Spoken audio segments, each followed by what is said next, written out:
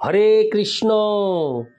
আজ 25শে মাঘ 1431 ও 8ই ফেব্রুয়ারি 2025 একাদশী ভৈমী বা ভীম বা জয়া একাদশী।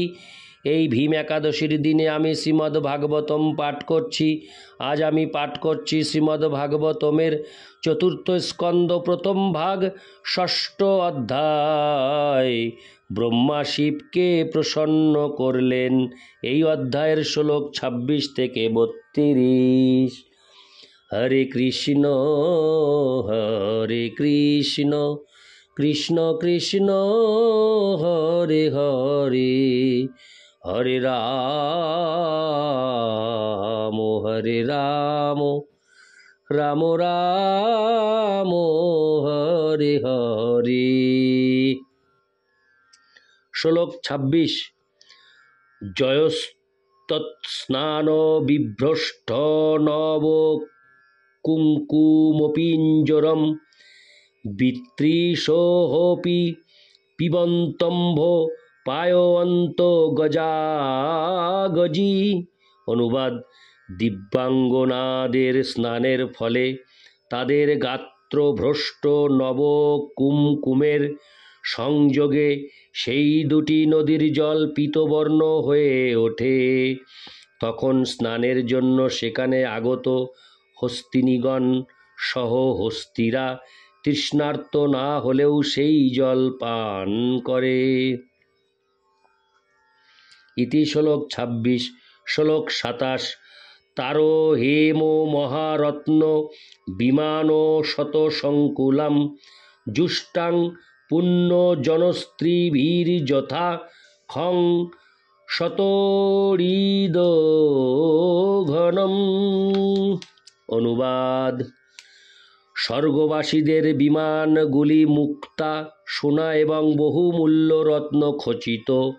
আকাশে ক্ষণে ক্ষণে বিদ্যুৎ ঝলকের দ্বারা উদ্ভাসিত মেঘরাজির সঙ্গে সেই স্বর্গবাসীদের তুলনা করা হয়েছে। তাৎপর্য: এই শ্লোকে যে বিমানের বর্ণনা করা হয়েছে তা আমাদের পরিচিত বিমান থেকে ভিন্ন। শ্রীমদ্ ভাগবত এবং সমস্ত বৈদিক শাস্ত্রে বিমানের বহু বর্ণনা রয়েছে। বিভিন্ন গ্রহলোকে ভিন্ন ভিন্ন প্রকারের বিমান রয়েছে। এই স্থূল পৃথিবীর বিমান যন্ত্রচালিত, কিন্তু অন্যান্য লোকের বিমানসমূহ যন্ত্রচালিত নয়, সেইগুলি মনের দ্বারা চালিত হয়। স্বর্গবাসীরা এক লোক থেকে আর এক লোকে গিয়ে আনন্দ উপভোগ করার জন্য সেইগুলির ব্যবহার করেন। সিদ্ধ লোকের অধিবাসীরা বিমানের সাহায্য ব্যতীতই এক লোক থেকে আর এক লোকে ভ্রমণ করতে পারেন। স্বর্গলোকের সুন্দর বিমানগুলির তুলনা আকাশের সঙ্গে করা হয়েছে, কারণ সেইগুলি আকাশে বিচরণ করে, আর সেই বিমানের যাত্রীদের মেঘের সঙ্গে তুলনা করা হয়েছে। স্বর্গবাসীদের সুন্দরী স্ত্রীদের তুলনা করা হয়েছে বিদ্যুতের সঙ্গে। মূল বক্তব্য হচ্ছে যে স্বর্গলোক যাত্রীদের নিয়ে যে সমস্ত বিমান কৈলাসে এসেছিল সেইগুলি দেখতে অত্যন্ত সুন্দর ছিল। ইতি শ্লোক 27। শ্লোক 28। হিত্তা যক্ষেশ্বর পুরীং বনং সৌগন্ধিকং চ তৎ দ্রুময়ী কাম দুঘৈরিদং চিত্রমাল্য ফলোচ্ছদয়ী। অনুবাদ: ভ্রমণকালে দেবতারা সৌগন্ধিক নামক সেই বনটি অতিক্রম করলেন, যা বিবিধ প্রকার ফুল ফল এবং কল্পবৃক্ষে পূর্ণ। সেই বনের উপর দিয়ে যাওয়ার সময়ে তারা যক্ষেশ্বর কুবেরের পুরীও দর্শন করলেন। তাৎপর্য: যক্ষেশ্বর কুবের নামেও পরিচিত এবং তিনি হচ্ছেন দেবতাদের কোষাধ্যক্ষ। বৈদিক শাস্ত্রে বর্ণনা করা হয়েছে যে তিনি অত্যন্ত ধনবান। এই শ্লোকগুলি থেকে প্রতীত হয় যে কৈলাস কুবেরের বাসস্থানের নিকটেই অবস্থিত। এখানে এই কথাও বলা হয়েছে যে সেই বনটি ছিল কল্পবৃক্ষে পূর্ণ। ব্রহ্মসংহিতা থেকে আমরা জানতে পারি যে কল্পবৃক্ষ বৈকুণ্ঠ লোকে, বিশেষ করে কৃষ্ণ লোকে পাওয়া যায়। এখানে আমরা জানতে পারি যে শ্রীকৃষ্ণের কৃপায় শিবের আলয় কৈলাসেও তেমন কল্পবৃক্ষ দেখা যায়। তা থেকে বোঝা যায় যে কৈলাস একটি বিশেষ মাহাত্ম্যপূর্ণ স্থান, তা প্রায় শ্রীকৃষ্ণের ধামেরই মতো। ইতি শ্লোক 28, শ্লোক 29। রক্তকণ্ঠ খগানি কস্রমণ্ডিত ষোট পদম কলহংস কুলপৃষ্টং খরোদন্ত জলাশয়ম। অনুবাদ: সেই দিব্য বনে বহু পাখি ছিল, যাদের গলার রং ছিল লাল এবং তাদের মধুর স্বরের সঙ্গে ভ্রমরকুলের গুঞ্জন মিশ্রিত হয়েছিল। সেখানকার সরোবরগুলি কলহংস এবং খরদণ্ড মৃণাল সমূহের দ্বারা সুশোভিত ছিল। তাৎপর্য: সেখানে বহু সরোবর ছিল বলে সেই বনের সৌন্দর্য বর্ধিত হয়েছিল। এখানে বর্ণনা করা হয়েছে যে সেই সরোবরগুলি পদ্ম ফুলের দ্বারা সুশোভিত ছিল এবং সেখানে হংসকুল, অন্যান্য পক্ষী ও গুঞ্জনরত ভ্রমরদের সঙ্গে খেলা করে গান করত। এই সমস্ত বৈশিষ্ট্য বিবেচনা করে আমরা অনুমান করতে পারি সেই স্থান কত সুন্দর ছিল এবং সেখান দিয়ে যাওয়ার সময় দেবতারা সেই পরিবেশ কীভাবে উপভোগ করেছিলেন। এই পৃথিবীতে মানুষ বহু পথ এবং সুন্দর স্থান নির্মাণ করেছে, কিন্তু এই শ্লোকের বর্ণনা থেকে আমরা বুঝতে পারি যে তার কোনোটি কৈলাসের সৌন্দর্য অতিক্রম করতে পারে না। ইতি শ্লোক 29, শ্লোক 30।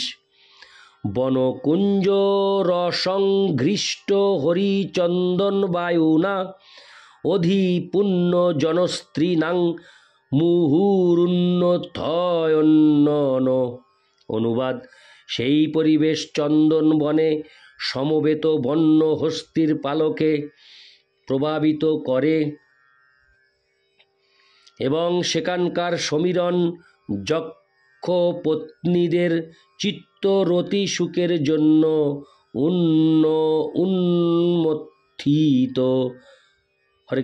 উন্মথিত করে। তাৎপর্য: জড়জগতে যখনই সুন্দর পরিবেশ সৃষ্টি হয়, তৎক্ষণাৎ বিষয়াসক্ত মানুষদের মনে যৌন বাসনার উদয় হয়। এই প্রবৃত্তি কেবল এই পৃথিবীতেই নয়, উচ্চতর লোকেও দেখা যায়। জড়জগতের জীবদের মনে এই পরিবেশগত প্রভাবের ঠিক বিপরীত হচ্ছে চিৎজগতের বর্ণনা। সেখানকার রমণীরা শত সহস্র গুণ অধিক সুন্দরী এবং সেখানকার চিন্ময় পরিবেশও বহুগুণে শ্রেষ্ঠ। তা সত্ত্বেও সেখানকার অধিবাসীদের মন কখনোই কামোদ্দীপ্ত হয় না, কারণ তাদের চিন্ময় চেতনা ভগবানের মহিমা কীর্তনে এতই মগ্ন থাকে যে কোনো রকম সুখই, এমনকি জড়জগতের চরম সুখ, যৌন সুখও সেই আনন্দের কাছে নিতান্তই নগণ্য বলে প্রতিভাত হয়।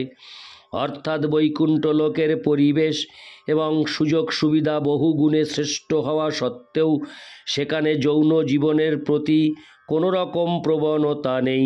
ভগবদ্গীতায় 2:59 উল্লেখ করা হয়েছে, পরং দৃষ্টা নিবর্ততে। সেখানকার অধিবাসীরা চিন্ময় চেতনায় এমনই উদ্ভাসিত যে তার তুলনায় রতি সুখ নিতান্তই তুচ্ছ হয়ে যায়। ইতি শ্লোক 30, শ্লোক 31। বৈদুর্যকৃত সোপানা বাপ্য উৎপলমালিনী প্রাপ্তং কিং পুরুষৈর্দৃষ্টা ত আরাধ্য দৃশুর্বটম। অনুবাদ: তারা আরও দেখেছিলেন যে সেখানকার স্নানের ঘাট ও সেগুলির সোপান শ্রেণী বৈদুর্য হরে কৃষ্ণ বৈদুর্য মণির দ্বারা নির্মিত। সেখানকার সরোবরগুলি ছিল পদ্মে পূর্ণ। ওই সমস্ত সরোবর অতিক্রম করে দেবতারা একটি বিশাল বটবৃক্ষ দর্শন করলেন। ইতি শ্লোক 31 শ্লোক 32।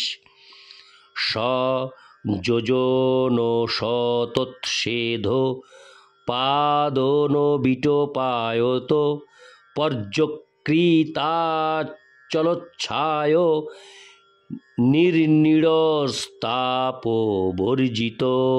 অনুবাদ: সেই বটবৃক্ষটি ছিল 800 মাইল দীর্ঘ এবং তার শাখাগুলি 600 মাইল পর্যন্ত বিস্তৃত ছিল। সেই বৃক্ষটি অপূর্ব সুন্দর শীতল ছায়া বিস্তার করেছিল, কিন্তু তবুও সেখানে কোনো পাখির কোলাহল ছিল না। তাৎপর্য: সাধারণত প্রত্যেক বৃক্ষে পাখির নিড় থাকে এবং সন্ধ্যাবেলা পাখিরা সেখানে জড়ো হয়ে কলরব সৃষ্টি করে, কিন্তু সেই বটবৃক্ষটিতে কোনো পাখির নিড় ছিল না এবং তাই সেটি ছিল শান্ত, স্নিগ্ধ এবং নীরব। সেখানে কোনো রকম কোলাহল অথবা তাপের উপদ্রব ছিল না এবং তাই সেই স্থানটি ধ্যানের পক্ষে সর্বতোভাবে উপযুক্ত ছিল।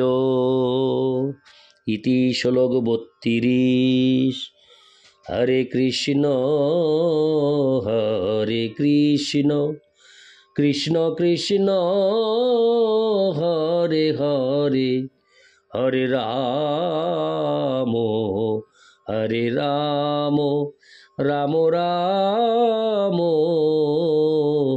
হরে হরে। হরে কৃষ্ণ।